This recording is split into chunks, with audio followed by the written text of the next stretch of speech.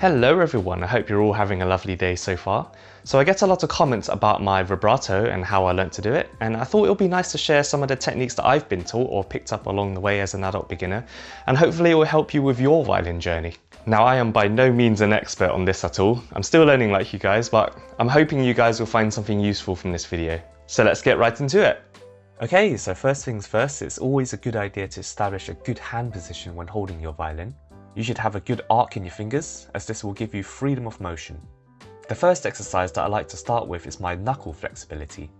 What I'm doing here is slightly popping my first knuckle up and down, which should give you a slight snap feeling.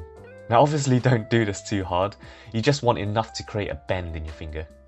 Now this is a really important first exercise as it's the first part of your body which actually causes the vibrato motion. I like to work on all of my fingers to really familiarise myself with the motion. So you can use your bow in this exercise and you should be able to hear the vibrato sound bending up and down like so.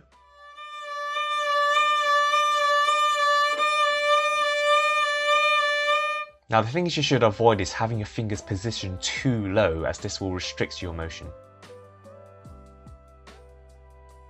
The next exercise I like to do is what I call peg knocking. Here I am gently tapping the E peg with my first finger to replicate the feeling of the vibrato. So in this exercise I'm using the pattern 1, 1, 2, 1, 2, 3, 1, 2, 3, 4, 1, 2, 3, 4, 5. Again, it's a good idea to work on all of your fingers. For the second, third and fourth finger, I generally have my first finger out to tap on my E peg when doing this. Next we have the finger slider. Here I am really exaggerating the motion up and down my fingerboard. Things to remember here is that your fingers will flatten when moving towards your scroll, and they will curl when moving towards your bridge. Like I mentioned, really try to exaggerate the motion as you are aiming to replicate how the vibrato feels.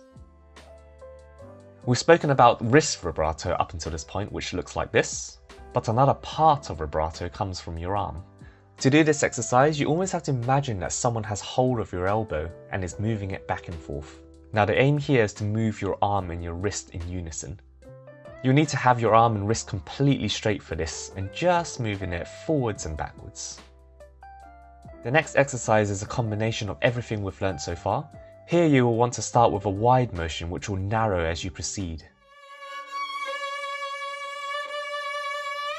Now this is a really helpful exercise as it will train your hand and your arm to get the feeling of the vibrato. The key for this is to be as relaxed as possible, as this will give you a clear vibrato sound. The last exercise I like to do, and is my personal favourite one, is using the wall. Place a cloth between the violin and the wall, as this will protect your scroll from getting damaged. What this exercise is really helpful for is it takes away the need for having to hold your violin up. This is often part of the issue which causes beginners not to be able to get the vibrato sound. Now from my personal experience, I felt like I was rattling the violin when trying to do the vibrato, as I wasn't used to moving my wrist and securing my violin at the same time. As mentioned, the wall will take this away. Here you can use all of the exercises I've described and just have fun with it. I really like to just express the full motion of the vibrato, just take advantage of the wall that's holding your violin, playing some scales or playing some different patterns. One thing I had to be careful was hitting the side wall of my bow when playing the lower strings, so do please keep this in mind. So there you have it, those are some of the vibrato techniques I've used to develop mine, and hopefully it will help develop yours. Let me know in the comments if you've tried any of the techniques I've described or if you like this kind of video in general. So that's it from me, now go practice.